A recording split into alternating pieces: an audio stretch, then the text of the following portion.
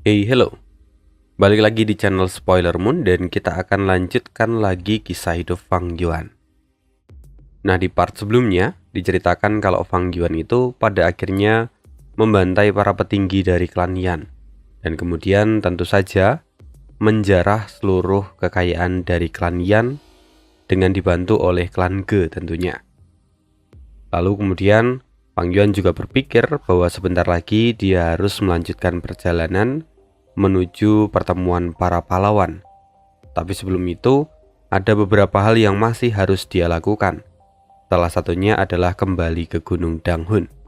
Tentu tujuannya adalah untuk memperkuat diri dengan cara menyerahkan para jiwa dari orang-orang klan Yan di Gunung Danghun yang mana kemudian akan berubah menjadi batu nyali dan digunakan untuk memperkuat jiwa Fang Yuan. Lalu kemudian Fang Yuan juga melakukan terobosan hingga mencapai peringkat 5 tahap puncak. Dan di akhir, Fang Yuan juga berencana untuk mencari bahan-bahan yang ia butuhkan di surga kuning harta karun. Nah, kita akan lanjutkan lagi ceritanya di part 95. Untuk rekan-rekan yang mau berdonasi buat Mimin, boleh banget silahkan via traktir ataupun supers di YouTube. Kita lanjut ke dalam ceritanya. Setelah Fang Yuan mengumpulkan batu nyali di Gunung Danghun untuk memperkuat jiwa serigala miliknya, Fang Yuan kemudian meminta roh tanah untuk mengaktifkan Gu penghubung surga, karena dia ingin melakukan transaksi di dalam surga kuning harta karun. Setelah Gu penghubung surga terbuka, roh tanah langsung merasakan koneksi dengan banyak master Gu immortal, yang mana mereka menanyakan tentang harga lumpur bubur yang sebelumnya diposting oleh Fang Yuan. Namun, keputusan Fang Yuan tetap tidak berubah. Dia hanya menginginkan pertukarannya dengan resep penyempurnaan Gu immortal lumpur bubur, meskipun kalau itu hanyalah resep sisa. Awalnya, para master Gu immortal juga membawa resep sisa yang mereka miliki. Bahkan beberapa di antaranya tampak memancarkan cahaya harta karun yang tipis. Lalu seiring berjalannya waktu, setelah semua resep itu digabungkan, kini cahaya harta karunnya bahkan sudah mencapai 40 kaki tingginya. Sayangnya, Fang Yuan masih mengabaikan mereka semua, dan dia masih sabar menunggu kualitas resep penyempurnaan yang lebih baik lagi. Setelah itu Fang Yuan mulai melihat-lihat yang lain, dan di sana dia menemukan sebuah katalog tentang penjualan Kaisar Serigala, yang mana penjualnya itu adalah seorang master Gu immortal dari jalur perbudakan. Kini Fang Yuan mulai tertarik dengan apa yang dia lihat itu. Dia mengingat bahwa kawanan serigalanya itu sebelumnya berjumlah lebih dari 30.000. Namun setelah pertarungan melawan klan Yan, Fang Yuan mengalami banyak kerugian, sehingga saat ini jumlah serigalanya kurang dari 25.000. Mengingat semua itu, Fang Yuan jelas sangat ingin kembali memperkuat kelompok serigala miliknya. Lalu kemudian atas perintah dari Fang Yuan, roh tanah pun segera menanyakan harga jual dari Kaisar Serigala itu.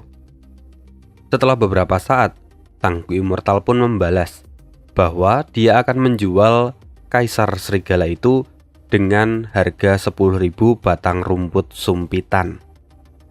Rumput sumpitan itu sendiri adalah tanaman khas dari dataran utara yang bentuknya seperti pipa panjang yang tegak, mungkin malah mirip seperti bambu. Selain itu, rumput sumpitan memang biasanya digunakan sebagai bahan penyempurnaan Gu.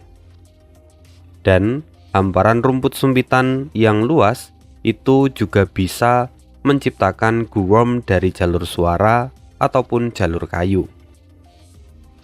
Namun karena Fang Yuan tidak memiliki rumput sumpitan, Fang Yuan pun meminta roh tanah untuk bertanya. Tanyakan padanya, apakah dia menerima batu esensi abadi. Setelah itu, roh tanah pun mulai berkomunikasi lagi. Lalu roh tanah menjawab, Tuan. Master Gu Immortal itu, dia bilang kalau dia akan menjual 20.000 serigala penyu dengan harga 2 batu esensi abadi. Mendengar itu Fang Yuan pun tampak geram, lantaran harganya itu sangatlah tinggi. Fang Yuan kemudian mengajukan penawaran lagi, dan mereka mulai saling tawar-menawar. Sayangnya, Fang Yuan itu pernah hidup di karavan untuk waktu yang sangat lama. Bahkan Fang Yuan sendiri pernah memimpin karavan selama 100 tahun.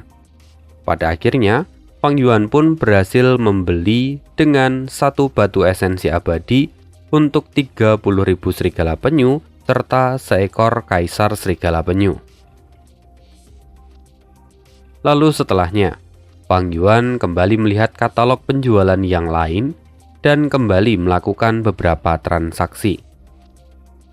Setelah semua transaksi yang Fang Yuan lakukan, secara keseluruhan Fang Yuan sudah menghabiskan 2,5 batu esensi abadi untuk membeli 18.000 serigala angin, seekor kaisar serigala angin, 20.000 serigala malam, 5.000 serigala berjanggut racun, dan 6.000 serigala air. Itu adalah pembelian yang besar. Namun, setelah kelompok serigala itu datang ke tanah terberkati Gu Immortal, Fang Yuan langsung memiliki masalah yang lain. Bagaimanapun, apa yang Fang Yuan beli itu adalah makhluk hidup. Artinya, Fang Yuan harus menyediakan makanan yang cukup untuk mereka. Meskipun di dalam tanah terberkati ini memiliki banyak binatang liar seperti kelinci, burung pegar, ataupun binatang lainnya, namun mereka semua adalah sumber makanan bagi kelompok rubah yang sudah lebih dulu tinggal di sana. Jika kelompok serigala Fang Yuan ikut berburu di tanah terberkati itu, maka ekosistem pun akan rusak, dan itu tentu akan menyulitkan Fang Yuan di masa depan. Kalau makanan itu tidak cukup, maka pada akhirnya kelompok serigala serta kelompok rubah akan saling bertarung. Itu juga akan menciptakan perselisihan internal dan kerugian yang besar pun akan dialami oleh Fang Yuan.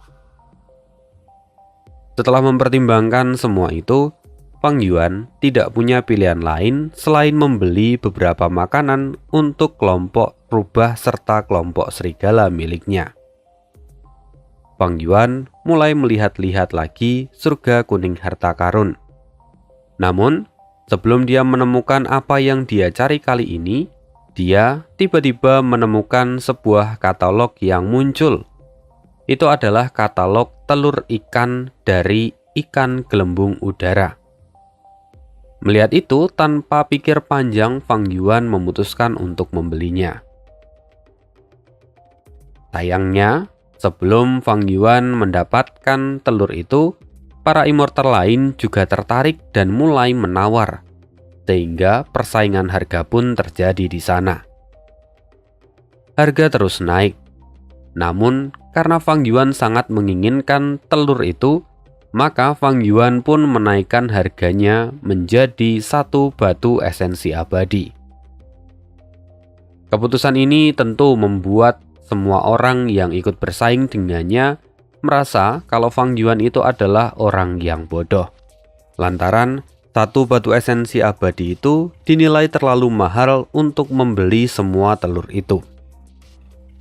Tapi jelas Fang Yuan bukanlah orang yang bertindak ceroboh dan suka menghambur-hamburkan uang. Dia membeli itu tentu karena dia punya alasan. Pada akhirnya, di beberapa tahun ke depan, harga ikan gelembung udara itu akan meningkat dengan pesat, bahkan akan mencapai 100 kali lipat dari harganya sekarang. Semua itu dikarenakan di masa depan akan ditemukan sebuah metode yang akan membutuhkan ikan gelembung udara ini. Karena itu sekarang Fang Yuan membelinya dalam jumlah yang besar, supaya nanti dalam 100 tahun ke depan, ikan-ikan ini dapat berkembang biak dan jumlahnya bisa menjadi puluhan juta. Jika itu sampai terjadi, maka Fang Yuan akan sangat diuntungkan di masa depan. Setelah Fang Yuan membeli telur ikan gelembung udara, selanjutnya Fang Yuan kembali mencari makanan untuk para serigala miliknya. Apa yang mau Fang Yuan beli jelas adalah stok makanan yang dapat dengan mudah dikembangbiakan. Lalu, setelah Fang Yuan mencari untuk beberapa waktu, akhirnya dia memutuskan untuk membeli ikan mas giok biru sebagai makanan serigala air. Lalu Fang Yuan membeli kelinci merah muda serta bunga cangkang besi untuk makanan serigala malam, serigala angin, serta serigala penyu. Lalu yang terakhir, karena Fang Yuan juga memiliki spesies dari serigala berjanggut racun, maka dia juga membeli beberapa babi kulit tanah dan menempatkan mereka di bagian timur dari tanah terberkati ini. Dengan membeli semua itu, maka masalah makanan dari serigala Fang Yuan pun sudah teratasi. Setelah itu, Fang Yuan kembali melihat-lihat lagi dan kemudian membeli beberapa bahan untuk menyempurnakan guwom. Dan setelah melakukan semua transaksi itu, rupa-rupanya Fang Yuan sudah menghabiskan 8 buah batu esensi abadi serta ratusan ribu primeval stone biasa. Setelah semua itu, Fang Yuan kembali meminta roh tanah untuk menutup gu penghubung surga.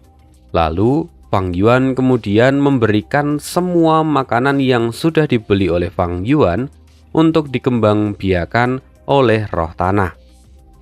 Fang Yuan juga meminta supaya roh tanahlah yang bertanggung jawab untuk membudidayakan semua itu. Sementara itu, Fang Yuan sendiri segera kembali ke istana Dang Hun dan dia saat ini berencana untuk menyempurnakan sebuah gu.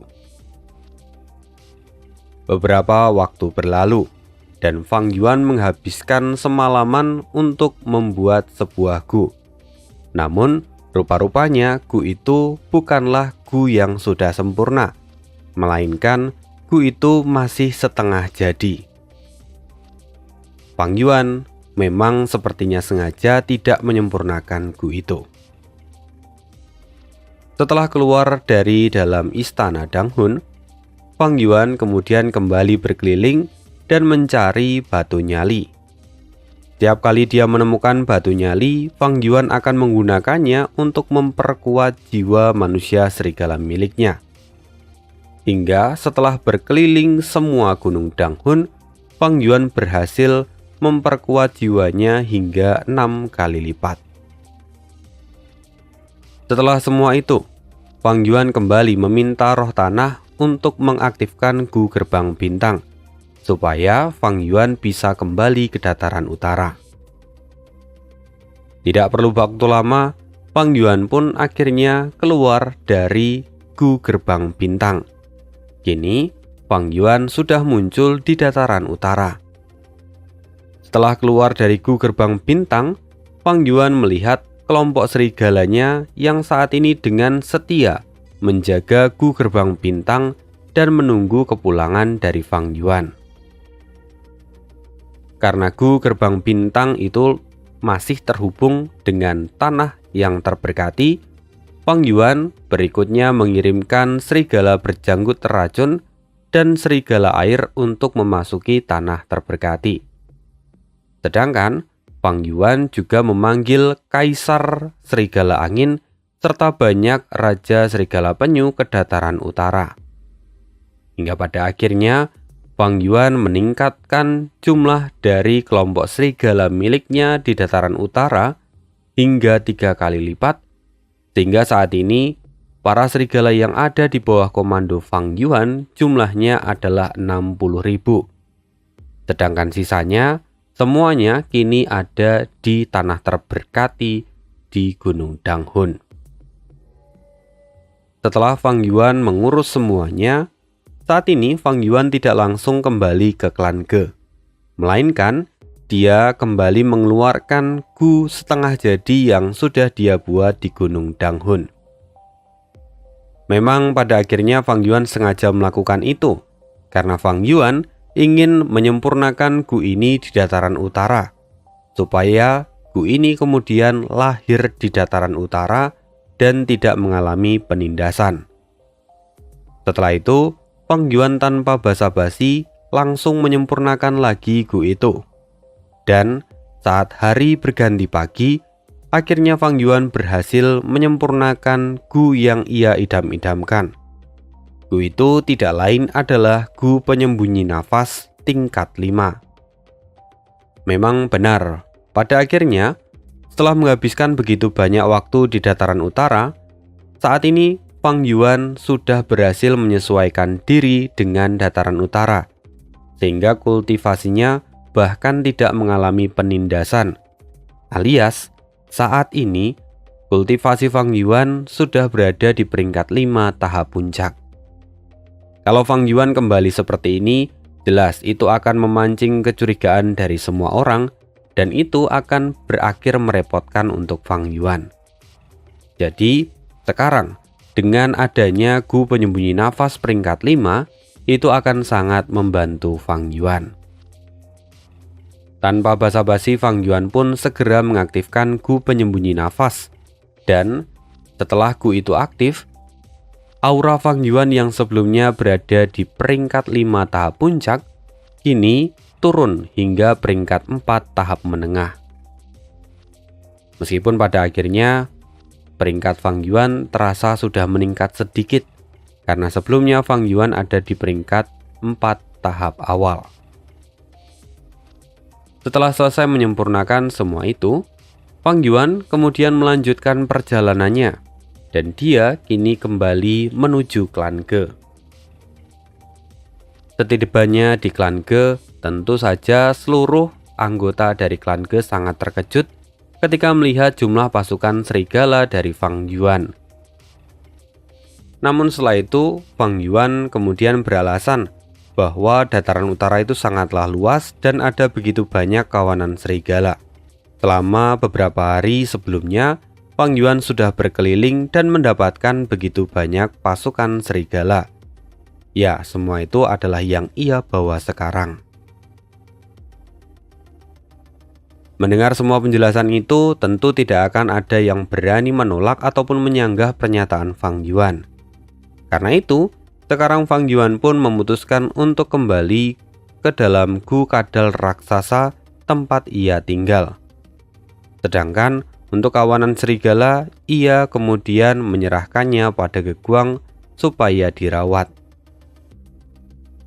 Setelah semua urusan tentang perawatan dari para serigala Fang Yuan, Ge Guang pun kemudian kembali menemui Fang Yuan. Dia melihat Fang Yuan dan kemudian berkata, "Paman, aku sungguh ingin mengucapkan selamat atas apa yang kamu dapatkan selama beberapa hari ini. Sekarang kamu sungguh memiliki begitu banyak pasukan, dan apa yang kamu dapatkan itu adalah anugerah yang besar." Fang Yuan kini melihat Ge Guang. Memang bahwa Ge Guang saat ini tampak kurang sehat menurut Fang Yuan. Lantaran saat ini di bawah mata dari Ge Guang terdapat 2 kantung hitam yang sungguh mengerikan. Itu semua berkat Ge Guang sangat kurang dalam tidur dan dia sangat berdedikasi untuk mengatur klan Ge selama beberapa waktu setelah kematian dari ayahnya. Saat ini memang Ge Guang sudah berevolusi. Dia yang sebelumnya plin-plan dan kikuk kini sudah sangat berkembang. Dan bahkan dia sudah seperti seorang patriark yang sejati. Melihat semua itu, Fang Yuan pun hanya tersenyum, lalu kemudian dia duduk di kursinya. Saat ini, Ge Guang belum menyelesaikan tujuan utamanya bertemu dengan Fang Yuan. Maka, tak lama kemudian Ge Guang pun berkata, "Paman, setelah mengambil alih klan Yan, kita sudah mendapatkan lebih dari 634.000 Primeval Stone, 1 buah gu peringkat 5, 27 gu peringkat 4, serta banyak guom lain yang ada di peringkat 1, 2, ataupun 3. Selain itu, kami juga menemukan lebih dari 2000 resep penyempurnaan gu. Ada juga 300 serigala punuk, serta banyak kuda berperut besar. Kami juga mendapatkan ribuan rumah kadal, ratusan gu ruang jamur, dan para tawanan yang kini jumlahnya lebih dari 7.000. Lantas, Paman, serangan kita sebelumnya sungguh memberikan banyak keuntungan pada klan Ge. Memang benar, dari semua sumber daya yang didapatkan oleh klan Ge dari merampas apa yang dimiliki oleh klan Yan, klan Ge mendapatkan keuntungan yang sangat besar. Bahkan, nanti jika mereka berhasil menggerakkan para master gu peringkat 2 dan 3 dari klan Yan yang masih selamat, maka kekuatan klan Ge akan meningkat dengan sangat pesat. Karena hal itulah, meski Geguang sangat lelah, tapi dia sangat bersemangat. Sekarang Geguang kembali berkata, "Paman, silahkan lihat ini. Semua ini adalah daftar inventaris yang sudah kami rinci. Paman boleh mengambil apapun yang Paman inginkan." Kata Geguang yang kemudian menyerahkan daftar itu pada Fang Yuan. Fang Yuan sendiri melihatnya, dan melihat semua sumber daya itu, menurut Fang Yuan semuanya sudah tidak penting. Karena daripada Primeval Stone, saat ini Fang Yuan memiliki tanah terberkati Gu Immortal, yang mana itu memberikan banyak manfaat untuk dirinya. Dan daripada Primeval Stone, Fang Yuan saat ini jauh lebih membutuhkan batu esensi abadi. Sayangnya, klan Yan itu tidak memiliki Gu Immortal, jadi mereka tidak mungkin mendapatkan batu esensi abadi. Tapi logikanya juga, kalau klan Yan itu memiliki seorang Gu Immortal, maka Fang Yuan tidak akan mungkin berhasil mengalahkan klan Yan dengan kondisinya saat ini. Setelah Fang Yuan membaca semua daftar itu, dia pun berkata, "Menurut aturan padang rumput, setengah dari rampasan ini akan menjadi milikku. Tapi semua barang ini tidak penting untukku. Karena itu, ambillah semua untuk memperkuat klan Ge. Tapi di sisi lain, aku membutuhkan sesuatu dari klan Ge, yaitu aku ingin klan Ge memberikan makan pada kelompok serigala milikku. Anggap saja semua itu adalah pengganti rampasan dari apa yang seharusnya aku terima." Mendengar itu, Geguang segera menggelengkan kepalanya dan berkata, "Tidak, Paman. Alasan mengapa klan Ge bisa menikmati semua ini, itu tidak lepas dari bantuan Paman.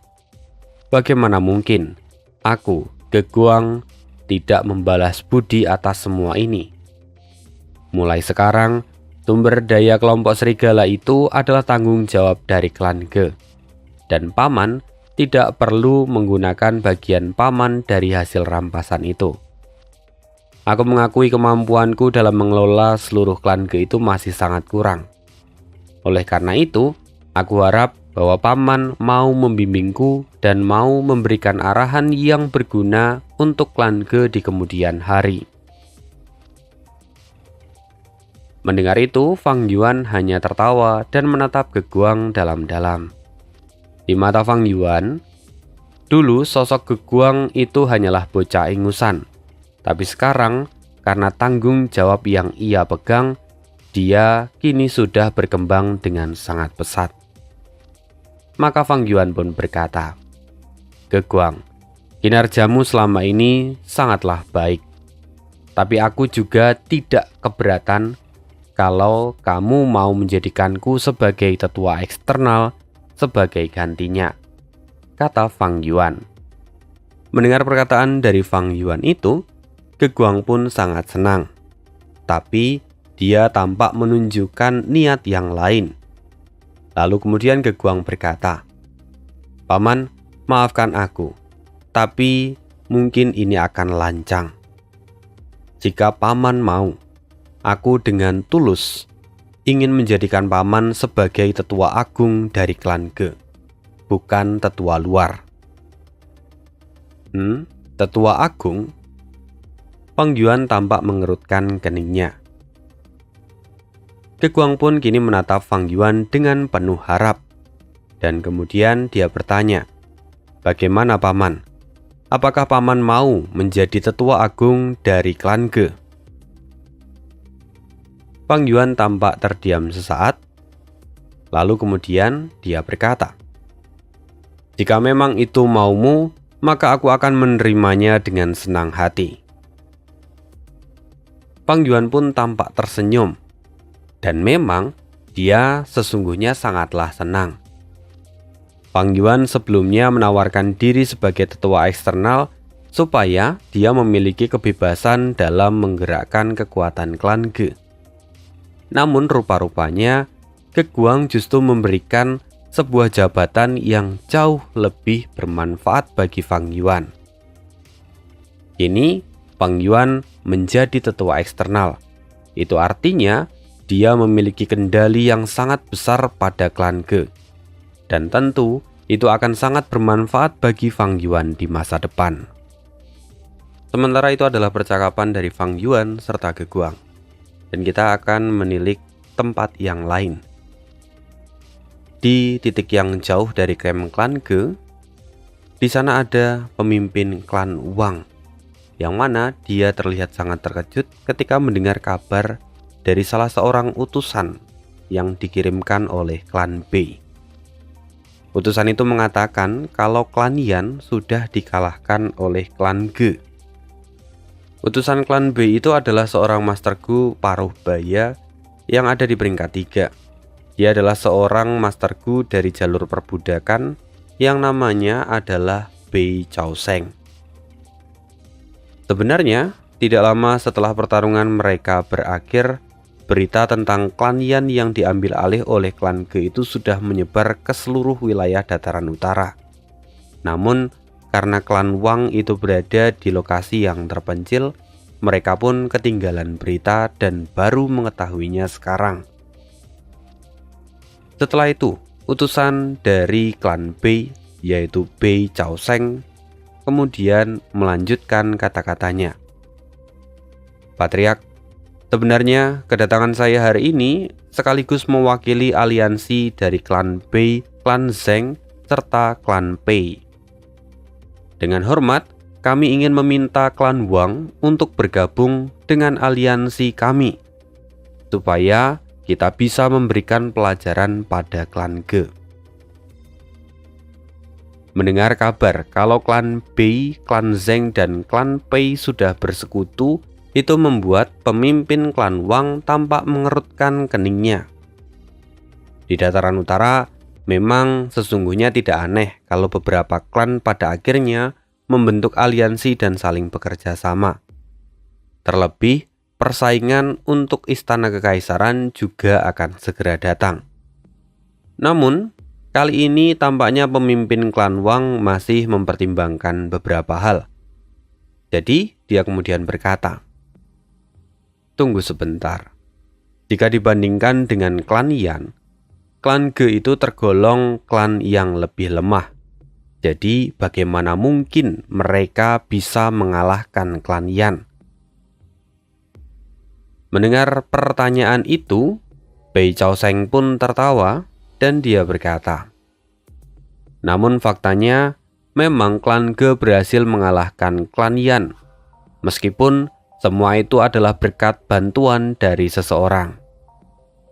Namun sebelumnya, saya ingin tahu, apakah pemimpin klan Wang pernah mendengar nama Chang San Yin?" "Chang San Yin?" gemam pemimpin klan Wang yang merasa bahwa nama itu tidaklah asing. Lalu sesaat kemudian pemimpin klan Wang pun berkata, "Chang San Yin, apakah yang kamu maksud itu adalah Chang San Yin, sang raja serigala yang telah membunuh Hatugu?" Mendengar itu, Bei Chao Sheng pun tertawa. "Saya sungguh kagum dengan pengetahuan luas dari pemimpin klan Wang. Kemudian, Bei Chao Sheng kembali berkata, memang benar dialah orangnya. Berkat campur tangan dari dia, klan Ge pun akhirnya bisa mengalahkan klan Yan. Siapa sangka, kalau pahlawan dataran utara itu kini rupanya masih hidup. Tidak ada yang tahu apa yang terjadi padanya selama puluhan tahun ke belakang. Namun sekarang, tiba-tiba dia kembali muncul, dan dengan kekuatannya, dia telah memusnahkan klan Yan dan memberikan keuntungan pada klan Ge. Mendengar itu, pemimpin klan Wang pun kemudian berkata, jika memang benar yang membantu klan Ge itu adalah Chang San Yin sang Raja Serigala, maka kita tidak mungkin punya kesempatan. Kamu pun harusnya ingat bahwa saat itu Chang San Yin melawan Hatugu yang adalah Master Gu peringkat 5, dan dia juga tidak sendiri. Dia bersama dengan kawanan bandit. Tapi Chang San Yin berhasil mengalahkan mereka semua. Dari cerita itu saja, aku sudah bisa menyimpulkan betapa hebatnya kemampuan dari Chang San Yin. Bahkan jika keempat klan kita bergabung, rasa-rasanya itu masih tidak akan cukup untuk menghadapinya. Mendengar itu, Bei Chao Sheng pun tertawa. Dengan berbagai cerita masa lalu yang beredar, sangat wajar kalau pemimpin klan Wang pun menjadi sangat khawatir. Aku pun mengakui kalau Raja Serigala itu sungguh memiliki kemampuan yang luar biasa. Tapi zaman sudah berubah. Raja Serigala sudah kehilangan taringnya. Dia tidak lagi seperti dulu. Pemimpin klan Wang pun terkejut. Hah? Apa maksudmu? Katakan padaku dengan lebih jelas. Bei Chao Sheng pun kemudian berkata, semua orang tahu benar kalau kekuatan dari ahli jalur perbudakan itu ditentukan oleh jumlah pasukan binatang buas yang dimiliki. Akan tetapi, Raja Serigala ini baru saja kembali, dan pasukan serigalanya pun tidak sebanyak saat di masa jayanya. Bahkan, dia tidak memiliki satupun binatang buas yang bermutasi. Dia hanya memiliki serigala angin, serigala malam, dan juga serigala penyu. Bahkan dalam pertarungan melawan klan Yan, dia mengalami banyak kerugian. Sehingga kekuatan bertarungnya pun kini tidak terlalu besar. Selain itu, entah alasan apa yang membuat Raja Serigala itu menyerang klan Yan. Namun, semua tindakannya sudah menjelaskan kalau dia sekarang hanyalah seorang Master Gu jalur iblis yang cinta dengan pembantaian. Dia sudah tidak lagi taat dengan aturan dari dataran utara. Chang San Yin yang sekarang bukanlah pahlawan dari dataran utara. Dia adalah iblis yang harus dikalahkan. Sayangnya, klan Ge berada di pihaknya dan ikut terlibat dalam kejahatan itu. Bahkan meski perkumpulan pahlawan dan pengadilan kekaisaran belum dimulai, tapi mereka sungguh sudah berani melakukan pertarungan secara terang-terangan. Semua tindakan mereka ini sungguh tidak bisa dimaafkan. Apa yang dikatakan oleh Bei Chao Sheng itu sungguh dapat mempengaruhi banyak orang yang mendengarnya. Lagi pula, Bei Chao Sheng selain ahli dalam pengendalian binatang karena jalur perbudakan tentunya, dia juga adalah orang yang memiliki kemampuan dalam bernegosiasi. Bahkan, dia itu adalah penasehat politik dari klan Bei. Oleh karena itu, setiap kata-katanya juga mengandung wibawa yang mampu mempengaruhi orang lain. Namun sayang sekali, yang ada di hadapan Bei Chao Sheng kali ini bukanlah orang biasa, melainkan pemimpin klan Wang yang sudah sangat berpengalaman. Jadi, meskipun apa yang dikatakan oleh Bei Chao Sheng itu sangatlah meyakinkan, pemimpin klan Wang tidak langsung terpengaruh begitu saja. Setelah berpikir beberapa saat, pemimpin klan Wang pun berkata, "Namun meski begitu, tapi Raja Serigala tetaplah Raja Serigala. Dalam pertarungan besar pasti akan ada yang terluka. Dan setelah pertarungan itu berakhir pun, pemenangnya pasti akan mengalami kerugian.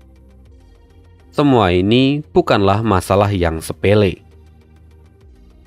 Mendengar itu, Bai Chao Sheng tampak menggelengkan kepalanya dan kemudian berkata dengan penuh percaya diri, "Raja Serigala mungkin memang kuat, tapi 2 tinju tetap tidak akan bisa mengalahkan 4 tangan. Klan Ge baru saja mengambil alih klan Yan.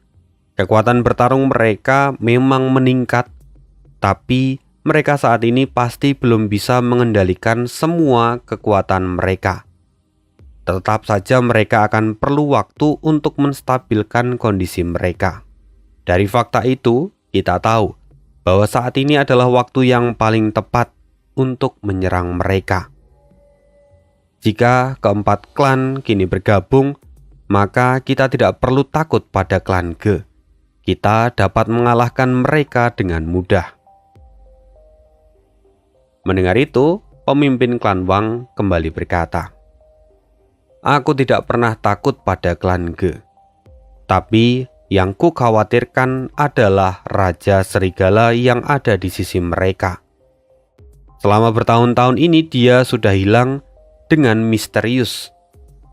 Bahkan orang mengira kalau dia sudah mati. Tapi secara tiba-tiba dia muncul lagi.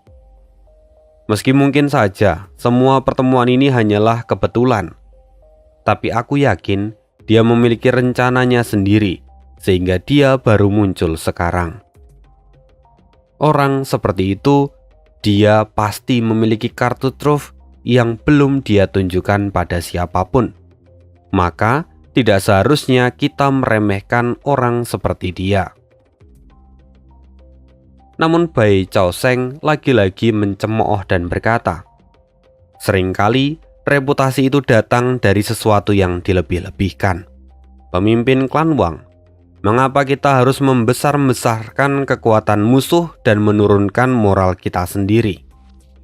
Mengapa Anda sangat takut dengan Raja Serigala? Sudah puluhan tahun berlalu dan dia sudah melewati masa jayanya. Bahkan meski dia memiliki kartu truf, pada akhirnya kekuatan yang dia miliki tidak akan jauh lebih kuat daripada seorang masterku jalur perbudakan biasa.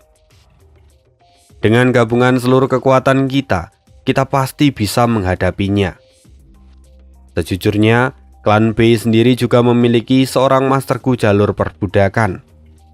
Selain itu, para masterku dari klan kami juga terkenal di dataran utara. Mereka semua saya yakin cukup untuk menghadapi Chang San Yin.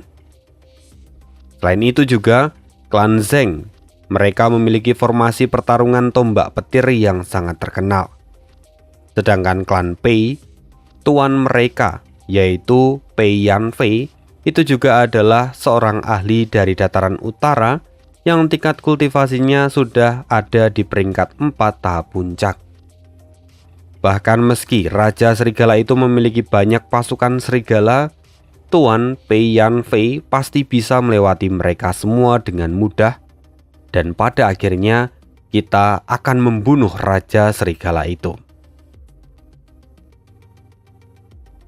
Memang pada dasarnya sudah menjadi rahasia umum kalau para masterku jalur perbudakan itu sangatlah takut dengan taktik pemenggalan kepala dari pemimpin.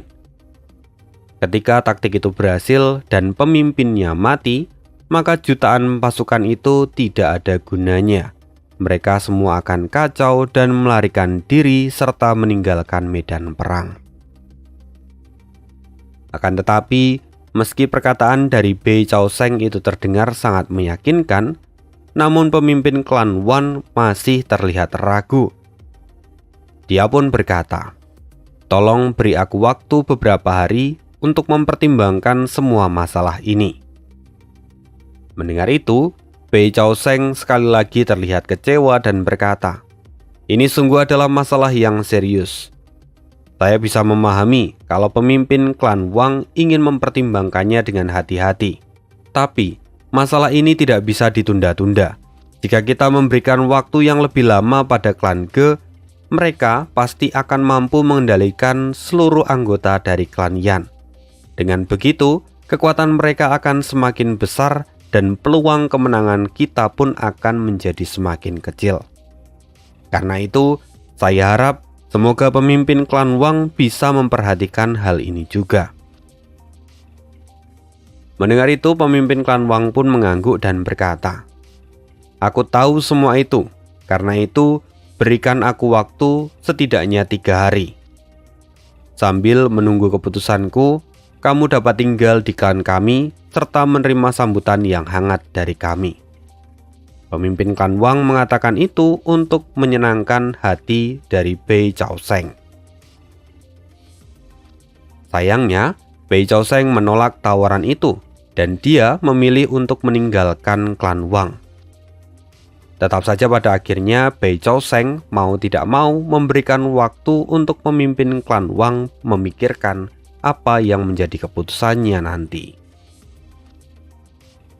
Namun, sayangnya, setelah Bei Chaoseng baru saja meninggalkan aula pemimpin klan, seorang Master Gu yang lain segera memasuki aula. Dia adalah asisten dari pemimpin klan Wang. Sekaligus dia juga adalah tetua ahli strategi yang sangat berpengalaman. Namanya adalah Wang Dedao. Wang Dedao berkata, "Tuan pemimpin klan, apakah kita akan menyetujui permintaan dari klan Bei supaya kita bergabung dengan aliansi mereka?" Mendengar itu, pemimpin klan Wang dengan cepat menjawab, "Tentu saja tidak. Kau tidak perlu khawatir tentang hal itu."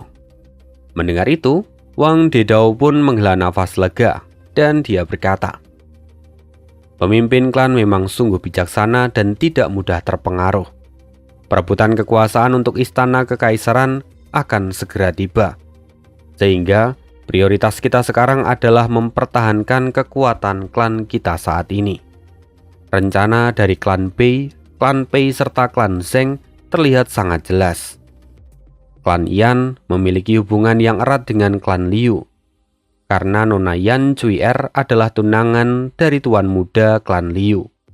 Oleh karena itu, mereka pasti berpikir ingin menentang klan Ge untuk mengambil simpati dari klan Liu, serta ingin menjilat tuan muda Liu Wenwu. Namun sekarang, mereka malah mengajak klan Wang untuk menanggung resiko yang ingin mereka ambil. Pemimpin klan Wang pun tampak mendejakkan lidah. Cih, memang benar, klan Wang kita adalah klan yang besar, sehingga kita harus berhati-hati dan jangan sampai berpihak pada orang yang salah. Pada akhirnya, sebagai klan yang besar, pemimpin klan Wang harus selalu mempertimbangkan bahwa di wilayah dataran utara, setiap 10 tahun sekali akan terjadi badai salju yang sangat besar. Sehingga hanya dengan memasuki istana kekaisaran itulah, maka mereka dapat memperoleh perlindungan dari dampak badai salju. Sayangnya, kuota untuk bisa masuk ke istana kekaisaran itu sangatlah terbatas. Jadi, setiap klan akan menghadapi pertarungan yang sengit untuk memperebutkan posisi itu. Sementara itu, meski klan Wang adalah klan yang skalanya besar, tapi sesungguhnya mereka tidak begitu tertarik dengan perebutan tahta. Mereka hanya ingin berpihak pada kelompok yang memiliki kontribusi paling besar, sehingga klan Wang bisa memasuki istana kekaisaran dengan mudah dan terhindar dari badai salju yang mengerikan. Pemimpin klan Wang kemudian bertanya, "Menurutmu, bagaimana kita harus menghadapi Bei Chaoseng?" Mendengar pertanyaan itu, Wang Dedao tampak berpikir sejenak, lalu mengelus-ngelus jenggotnya dan kemudian berkata, kita harus menghibur orang ini dengan sangat baik. Dan 3 hari kemudian, kita bisa dengan bijak menolak undangan mereka. Lalu pada saat yang sama, kita diam-diam akan mengirimkan surat pada klan Ge untuk menunjukkan niat baik kita pada Raja Serigala, sekaligus memberitahu mereka tentang rencana yang dibuat oleh aliansi klan Bei. Lalu pada akhirnya, kita hanya akan menonton pertarungan antar mereka sambil mengambil keuntungan dari konflik di antara mereka. Mendengar rencana dari Wang Dedao itu membuat pemimpin klan Wang tidak bisa menahan tawanya. Dia pun berkata, "Sungguh idemu sangatlah luar biasa dan menyentuh hatiku. Kalau begitu, ayo kita jalankan sesuai dengan rencanamu." Dan setelahnya, pemimpin klan Wang pun mengirimkan surat pada klan Ge. Setelah menerima surat dari klan Wang, Ge Guang kini tampak mengumpulkan para tetua dari klan Ge. Mendengar surat yang dikirimkan oleh pemimpin klan Wang, tampak ekspresi dari para tetua klan Ge kini sungguh suram. Ge Guang kemudian melanjutkan perkataannya. Klan Bei, klan Pei, dan klan Zheng sudah membentuk aliansi untuk menyerang klan Ge. Bahkan mereka ingin menarik lebih banyak klan lain untuk menyerang kita. Para tetua sekalian, apakah ada yang memiliki rencana untuk menyikapi hal ini? Seorang tetua kemudian berkata, "Sepertinya masalah ini sungguh besar. Bahkan klan Ge kita belum sepenuhnya mengendalikan klan Yan. Jika musuh menyerang kita sekarang, maka besar kemungkinan kalau para tawanan juga akan ikut memberontak. Jika hal itu sampai terjadi, maka klan Ge kita akan mengalami kekalahan besar." Lantas tetua yang lain kemudian berkata, "Jadi apa yang harus kita lakukan? Haruskah kita mundur? Sekarang kita sudah membangun camp yang kokoh dan bisa mempertahankan diri. Tapi kalau kita menyerah, tidak akan ada yang melindungi kita, dan kita hanya akan mengulur waktu sebelum pada akhirnya dikepung oleh mereka." Para tetua kembali berdiskusi. Tampak Ge Guang sendiri kini frustasi dan tatapannya dipenuhi dengan kekecewaan. Setelah beberapa saat, Ge Guang kemudian mengangkat kepalanya dan kembali melihat semua orang. Ge Guang kemudian berkata, "Sepertinya kita semua di sini tidaklah cukup untuk menyikapi masalah ini. Karena itu, aku ingin menyampaikan satu hal, bahwa beberapa hari lalu aku berhasil meminta Paman Chang San Yin untuk menjadi tetua agung dari klan Ge. Itu artinya, sekarang kita bisa meminta pendapat dari Paman Chang San Yin. Karena itu, tolong tetua Gesin untuk memanggil Paman Chang San Yin kemari."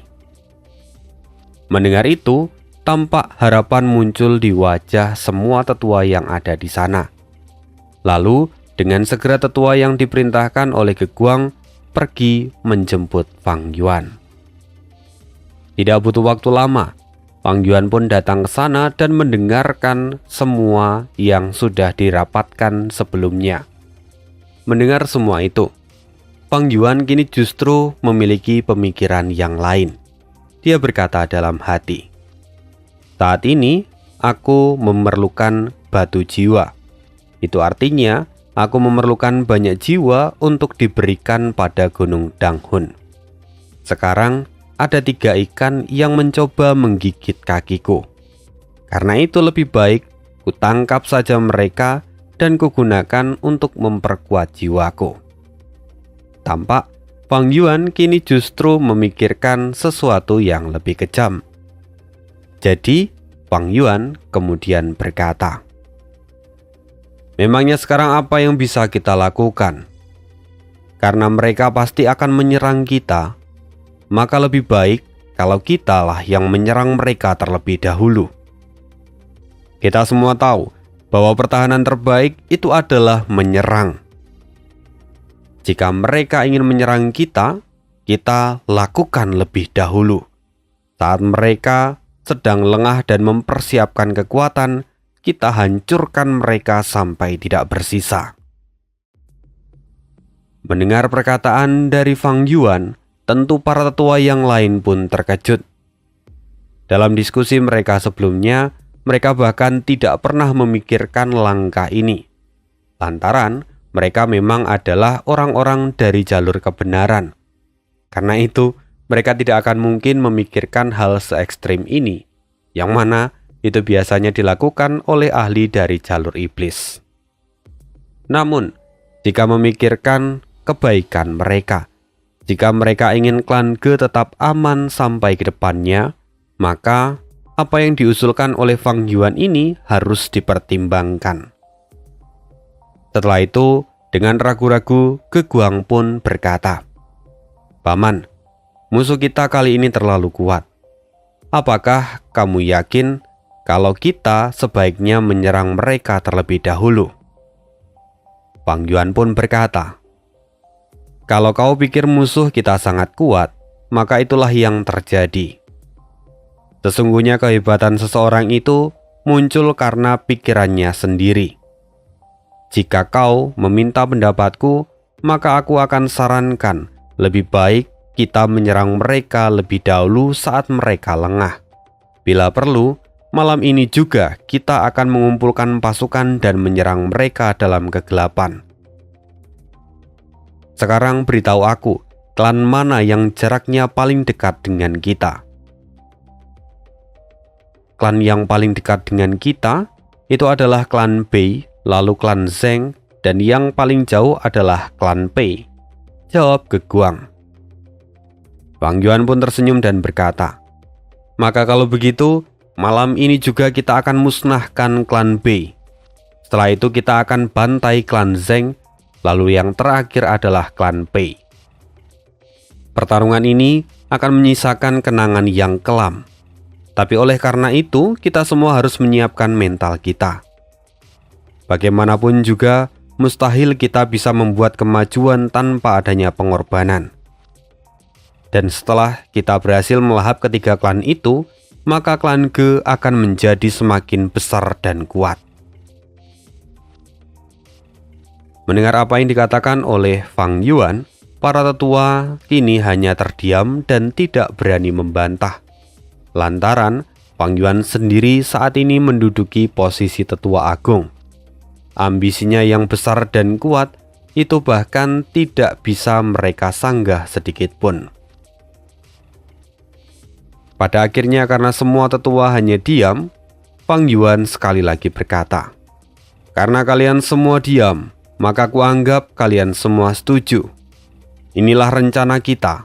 Dan ayo semuanya pergi siapkan diri, kita akan mulai operasi ini."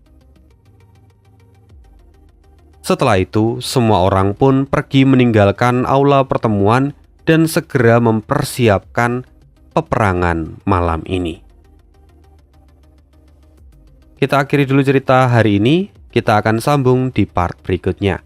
Terima kasih untuk semuanya, see you again di next video, dan bye.